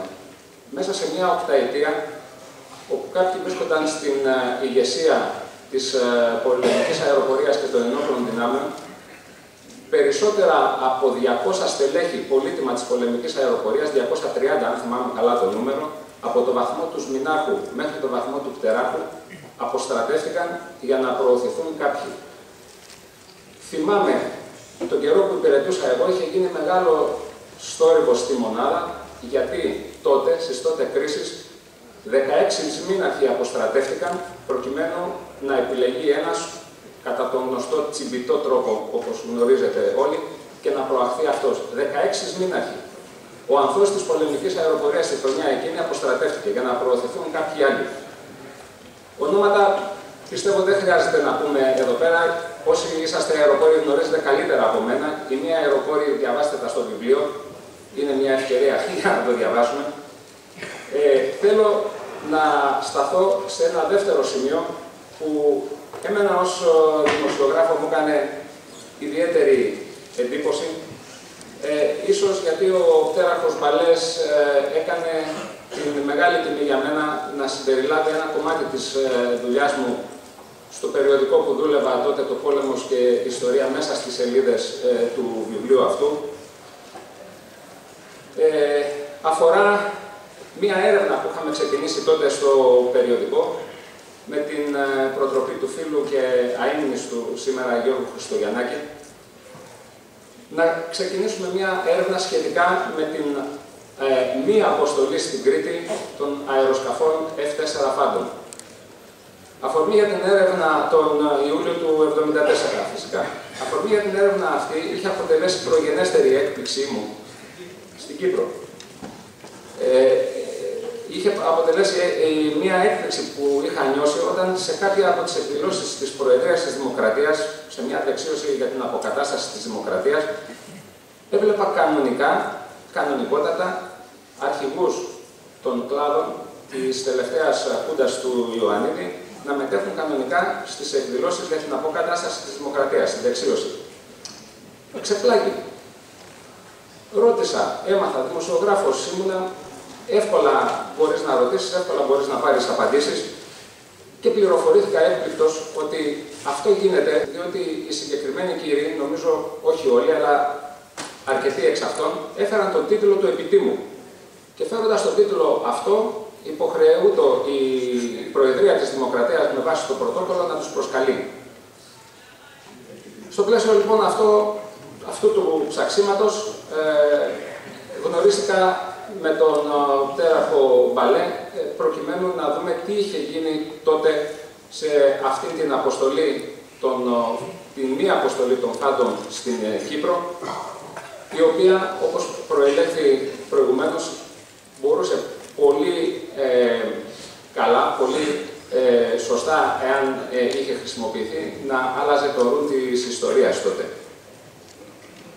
Στο Στο πλαίσιο λοιπόν αυτής της έρευνας είχα πάρει συνεντεύξεις από τους τεράρχους Μπαλέ και Σκρέκα, πιλότους των Phantom, που είχαν εκπαιδευτεί στις Ηνωμένες Πολιτείες και τότε ήταν αξιωματικοί επιχειρήσεων στις δύο μοίρες που είχαν σχηματιστεί, καθώς επίσης και από 6 ακόμη μικρότερων βαθμών τότε πιλότων των Phantom, οι οποίοι είχαν αναλάβει αποστολές, μεταξύ των οποίων και τον μετέπειτα Υπουργό Εθνικής Αμήνης και παριστάμενο σήμερα κύριο Σπύλιος Πιλιοτόπουλο, πιλότο και αυτό τότε των πρώτων Phantom.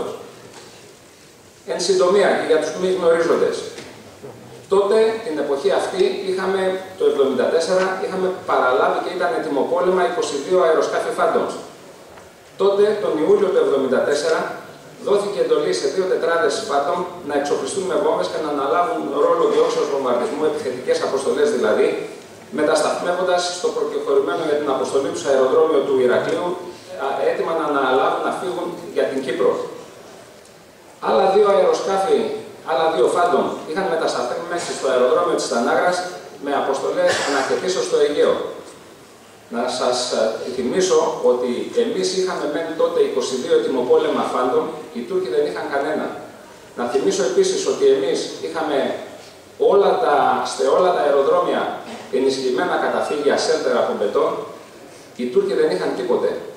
Να θυμίσω επίσης ότι εμείς τότε είχαμε 2 υποβρύχια υπερσύγχρονα,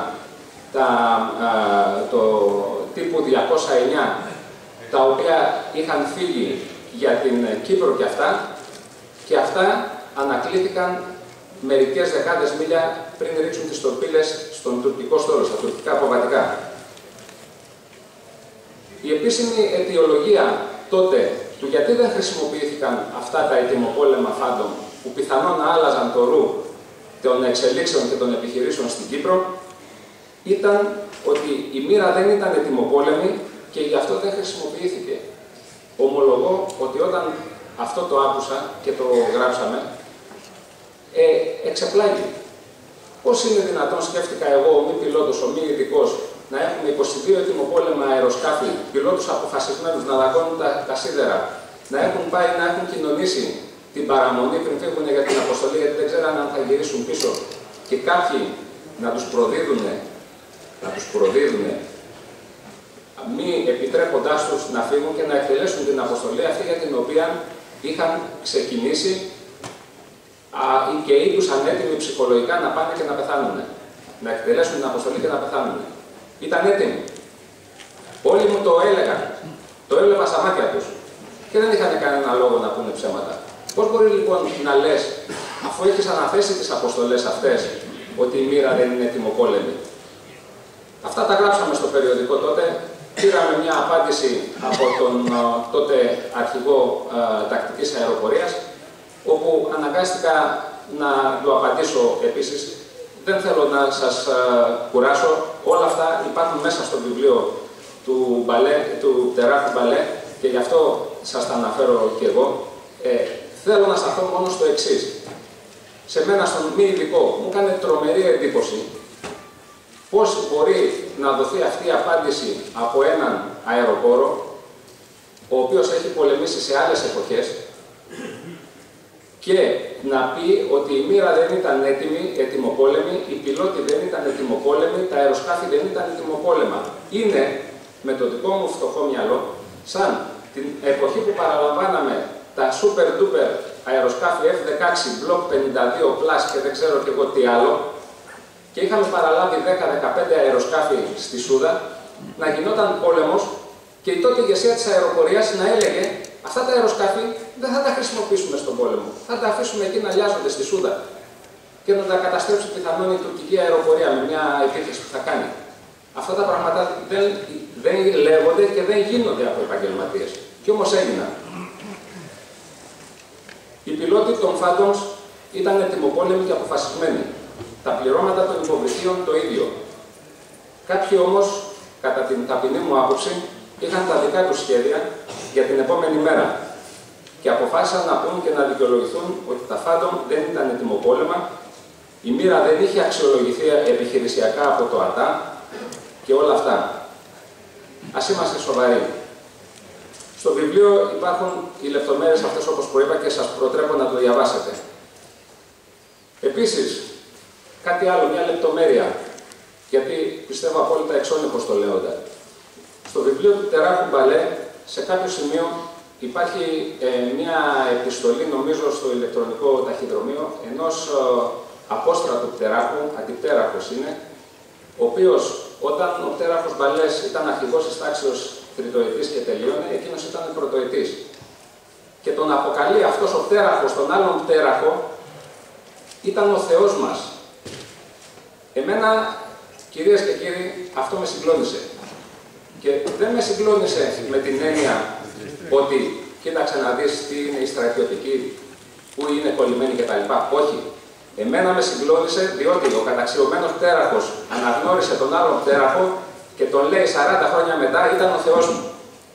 Αυτό για μένα σημαίνει ηγέτης. Και αυτό εμένα μου δίνει την αίσθηση ότι για έναν τέτοιο ηγέτη, ο στρατιώτης του που δέχεται τη διαταγή πάει να πολεμήσει και να το κάνει αν χρειαστεί. Αυτός είναι ηγέτης.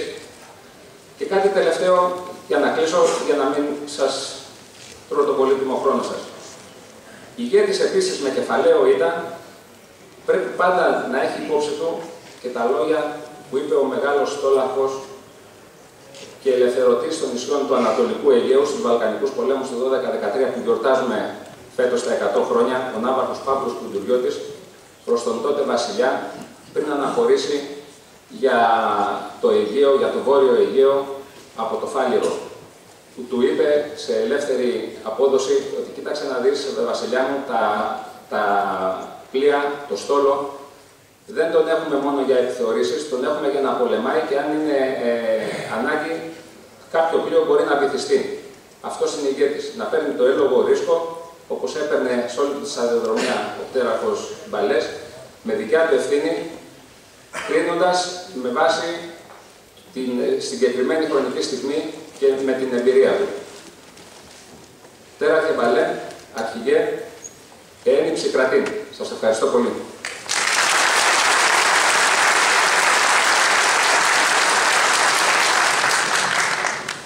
Ευχαριστούμε τον Λεωνίδα.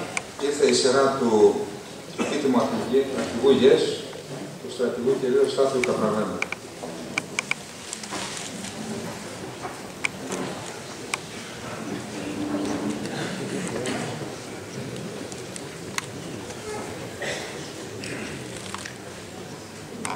Ως τελευταίος συμμετέχον στην παρουσίαση, έχω δύο μειονεκτήματα.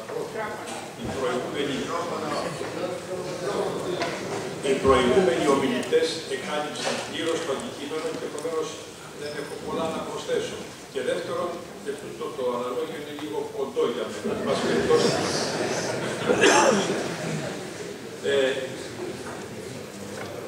Πανωσιολογιότατε, κύριοι Υπουργοί, κύριε Επίτιμη Αρχηγέ του ΓΕΘΑ, κύριε Επίτιμη Αρχηγή του Γενικού Επιτελείου Αεροπορίας, κύριε Πρέσβη, κύριε Δήμαρχε Παπάγου και Χωναργού, τον Χωναριώτη και τον Παπάγου. Σας ευχαριστώ όλους για τη σημερινή παρουσία σας εδώ και συγχαίρω με όλη μου την καρδιά τον Πτέραχο Εναποσταθείο Παναγιώτη Μπαλέ, γιατί με αρετή και τόλμη κατέγραψε συμβάντα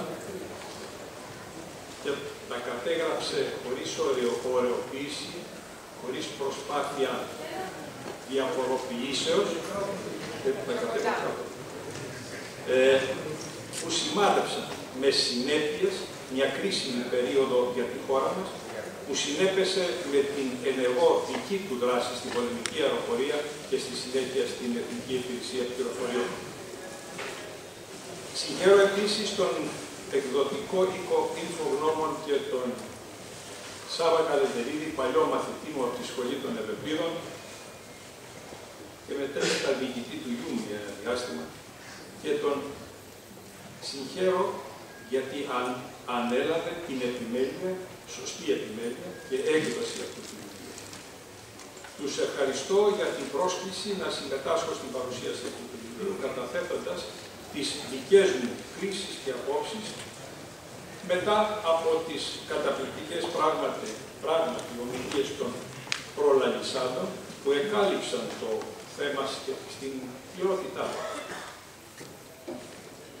Αν δεν μπορούμε να γνωρίσουμε και να κατανοήσουμε και να διδαχθούμε από την ιστορία μας, δεν μπορούμε να ελπίζουμε ότι θα επηρεάσουμε βελτιωτικά, θετικά και καθοριστικά την πορεία μας.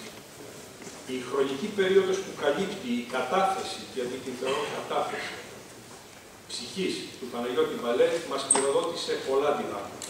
Πολλά όμως από αυτά ως παραδείγματα προς αποφυγή. Δυστυχώς αυτά έχουν και συνέχεια.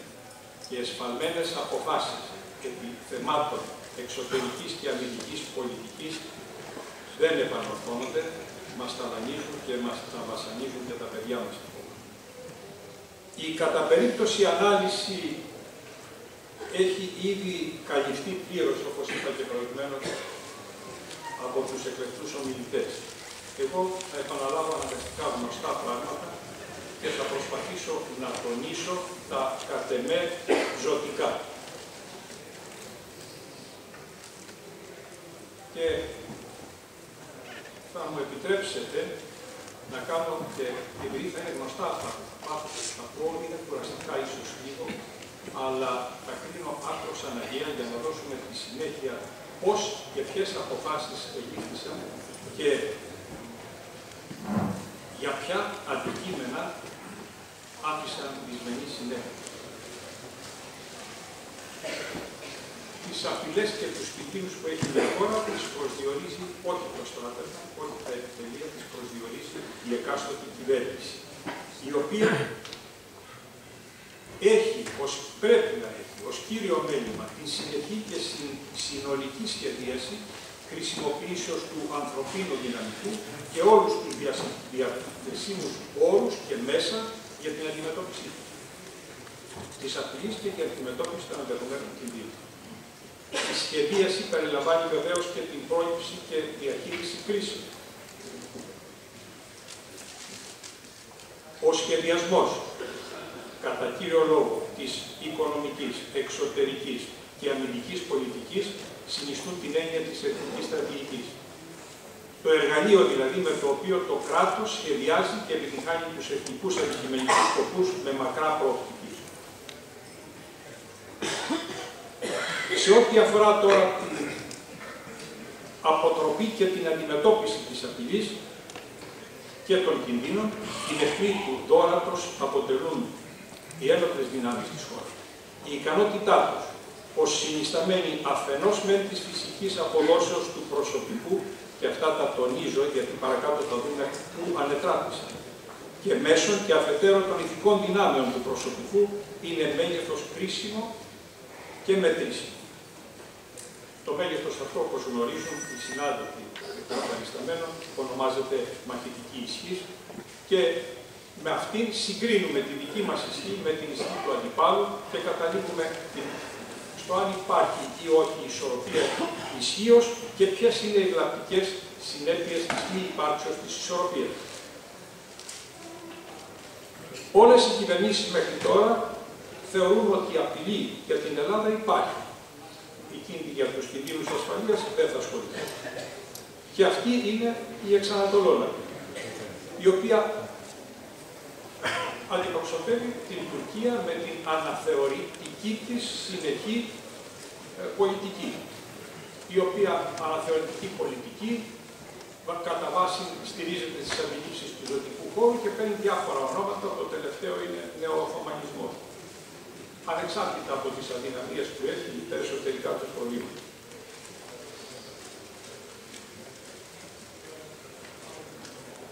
Κατά τη διοίκηση των ενόπλων δυνάμεων, που ασκείται από την εκάστοτε εκλεγμένη κυβέρνηση, πρέπει να εφαρμόζονται ορισμένες αρχές, οι οποίες αρχές καθορίζονται από το Σύνταγμα.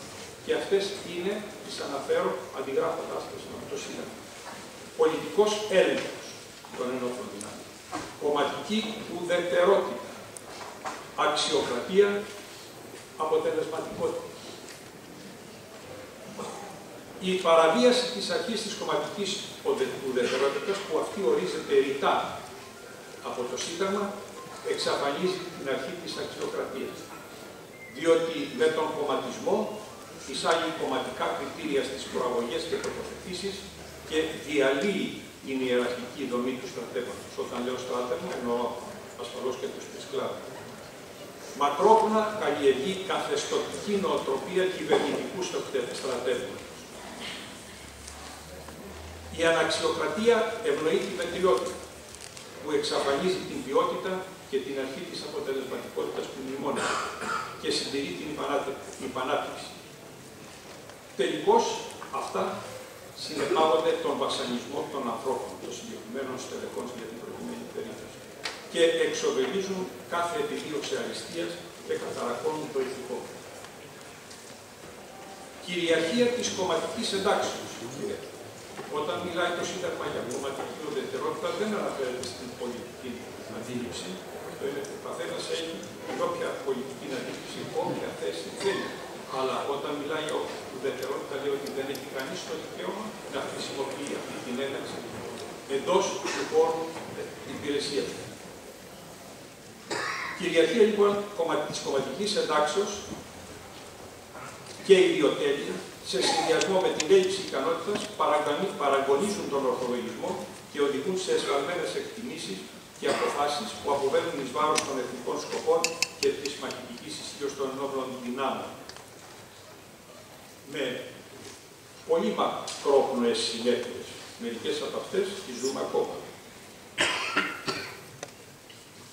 Την κρισιμότητα που μίλησα προηγουμένως και το μέγεθος αυτών των δυσμενών συνεπειών, λόγω εσφαλμένων αποφάσεων, μέτρησε και κατέγραψε με πολύ μεγάλη ακρίβεια και ειλικρίνεια, χωρίς ωρεοποιήσεις ή βελτιώσεις, ο Παναγιώτης Μπαλές.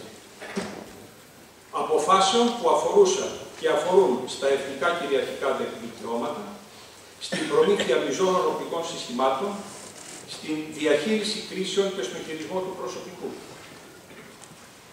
Αποφάσεων που πολλαπλασίαζαν και πολλαπλασιάζουν το κόστος προμηθείας, συντηρήσεως, εκπαιδεύσεως και αποκαταστάσεως της διαλειτουργικότητας των μέσων και αφήνουν χρονικά κενά μέχρι τις εντάξεως τους σε επιχειρησιακή κρίση. Αποφάσεων που ανατρέπουν το ισοζύγιο ισχύω, η αλλαγή στο οποίο αποδυναμώνει τη διαπραγματευτική μας θέση, εξασθενεί την αποτρεπτική μας ικανότητα και αυξάνει την προκλητικότητα του αντιπάλου. Αποφάσεων που προσβάλλουν ευθέως την έννοια του ηγίστε και το ρόλο του διοικητού ηγέτη σε όλα τα κλιμάκια της Ελλάδας. Ως επίσης και προσβάλλουν το ηθικό μου, για το οποίο μίλησα προηγουμένως. Η ηγετική ικανότητα και το ηθικό είναι κορυφαίοι παράγοντες της μαχητικής ισχύως.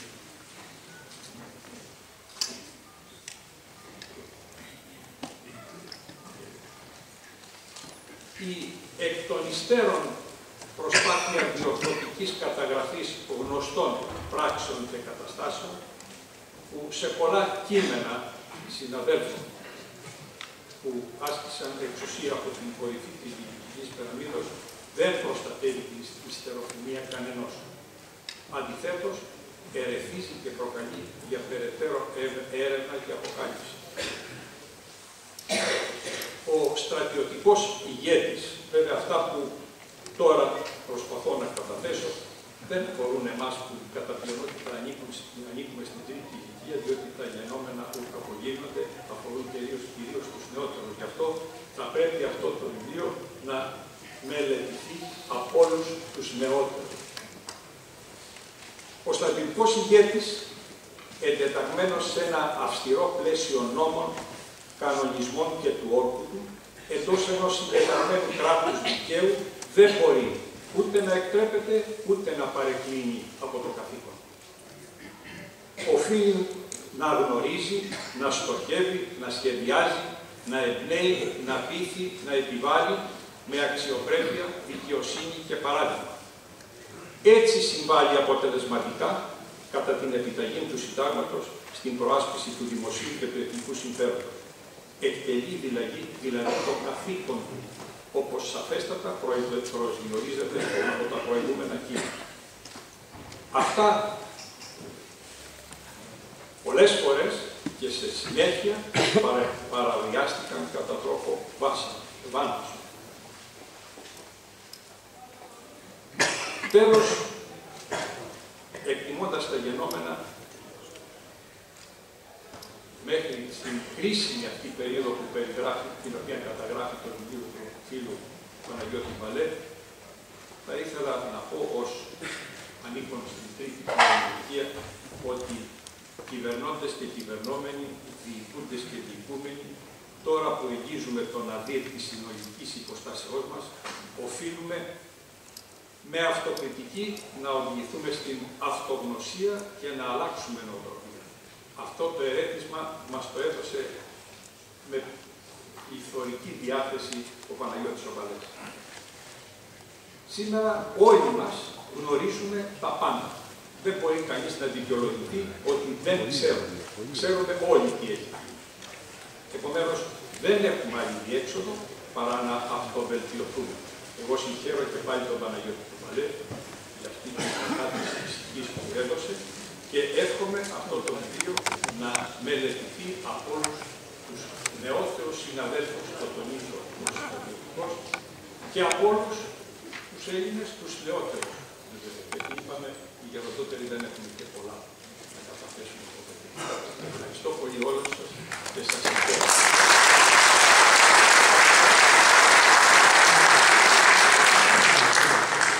Ευχαριστούμε τον κύριο Καπραβέλο. Κατά την άποψή μου, αυτό το βιβλίο, η παραγραφή της ΑΕΤΟΝ, εκτός των άλλων, είναι και μια αναφορά του κυρίου Μπαλέ προς το έθνος και την πατρίδα. Παρακαλώ τον κύριο Μπαλέ να έρθει στο βήμα και να κλείσει την εκδήλωση.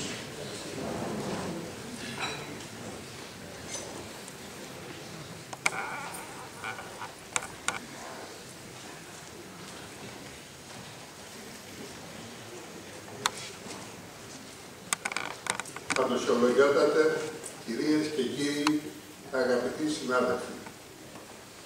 Πρωτίστως θα ήθελα να απευθύνω τις πλέον ειλικρινείς ευχαριστίες μου προς το εκλεκτό κοινό, όλους εσάς που είχατε την ευγενή διάθεση και καλοσύνη να προσέλθετε στο φιλόξενο χώρο του Πολεμικού μας Μουσείου, τιμώντας έτσι την παρουσίαση του βιβλίου. Ένα εγκάρδιο επίσης ευχαριστώ θέλω να εκφράσω προς συγκεκριμένες προσωπικότητες πάνελ που έλαβαν τον κόπο να διαβάσουν, αναλύσουν και παρουσιάσουν ενώπιό σας το περιεχόμενο του βιβλίου, το οποίο περιγράφει συμπεριφορές και επιβλαβείς ενέργειες ηγεσιών που επηρέασαν καθοριστικά την αποστολή της αεροπορίας μας.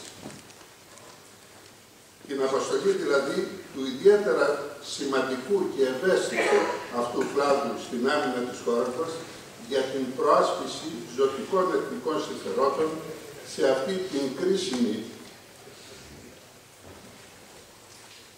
περιοχή του κόσμου όπου από αρχαιοτάτων χρόνων μας έταξε η μοίρα.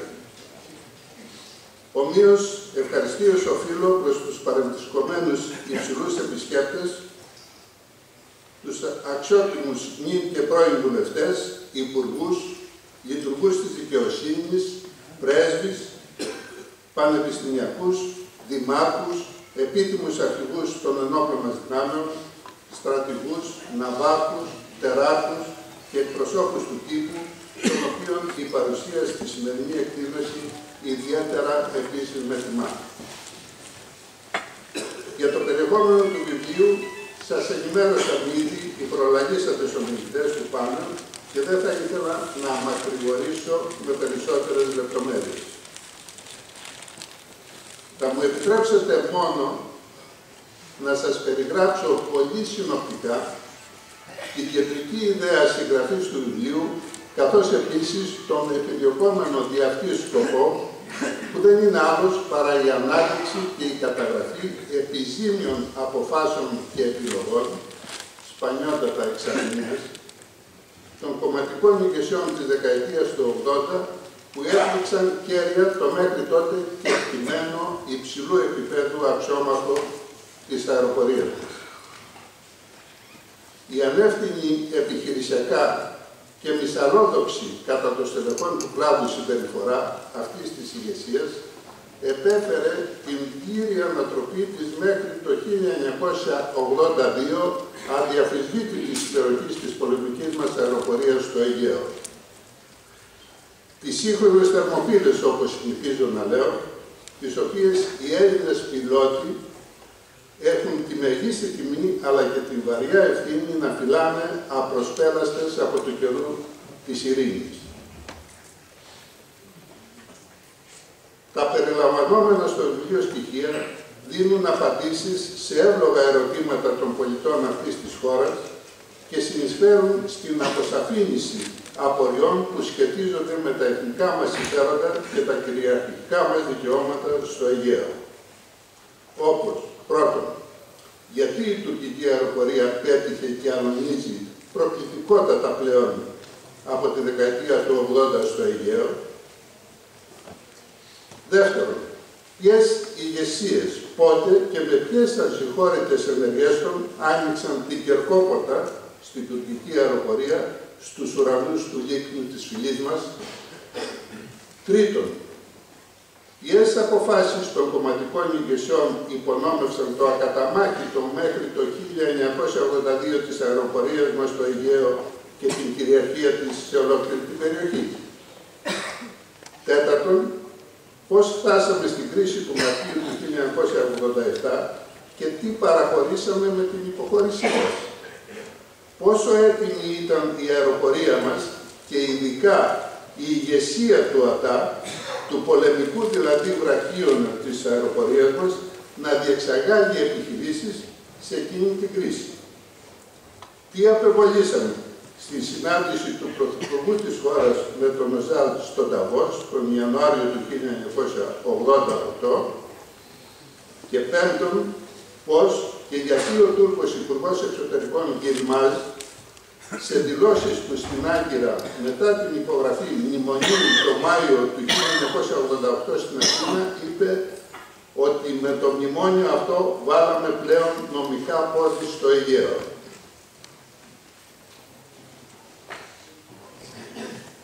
Με την καταγραφή των επιχείρηματων στον επιχειρησιακό τομέα γεγονότων της δεκαετίας του 80, που προέκυψαν από την κακοδιοίκηση και την επάρκεια των κομματικών ηγεσιών κατά το στερεό του κλάδου, το βιβλίο αυτό αποτελεί ένα ιστορικό ντοκουμέντο και σημείο αναφοράς, παραδειγματισμού και προβληματισμού για τους νεότερους και τους επιγενόμενους αεροπόρους μας και τις μελλοντικές βεβαίως ηγεσίες των προς αποφυγή διαπράξεως των τραγικών σφαλμάτων του παρελθόντος, αλλά και προβληματισμού της εκάστοτε πολιτικής ηγεσίας προς αποφυγή επιζήμιων κομματικών παρεμβάσεων στον χώρο των ενόπλων μας δυνάμεων. Η αποδεδειγμένη υπεροχή της αεροπορίας μας στο Αιγαίο τη δεκαετία του 70 για την αντιμετώπιση της τουρκικής απειλής κατακτήθηκε με κόπους και θυσίες όλου του προσωπικού υπό την εποπτεία υπεύθυνων ηγεσιών του κλάδου και την διοίκηση των πολεμικών μας μονάδων από άξιους επιχειρησιακούς διοικητές, είναι όμως απολέστη εντελώς κατά τη δεκαετία του 80 με απόλυτη ευθύνη των κομματικών εγκαθέτων που άλωσαν την αεροπορία κατά την περίοδο αυτή.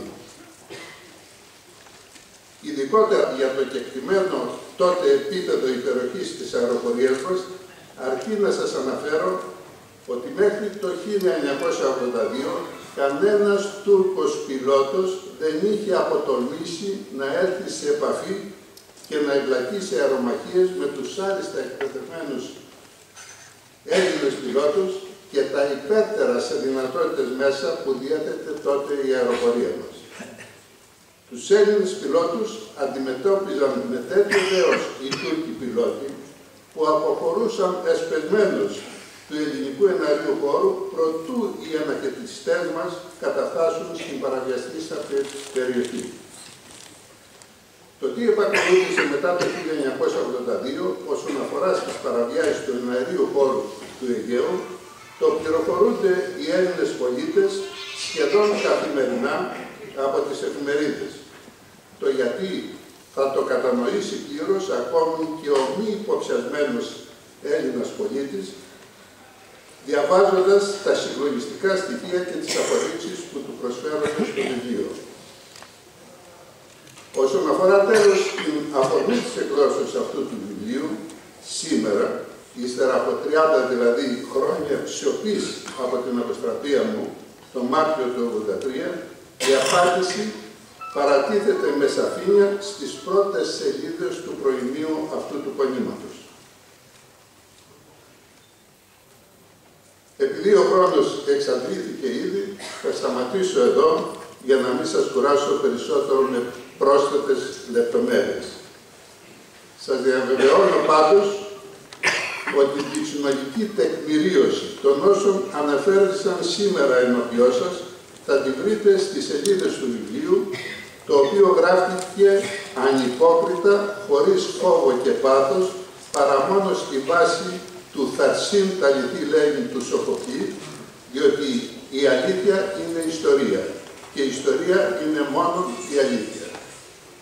Σας ευχαριστώ και πάλι όλους που τιμήσατε.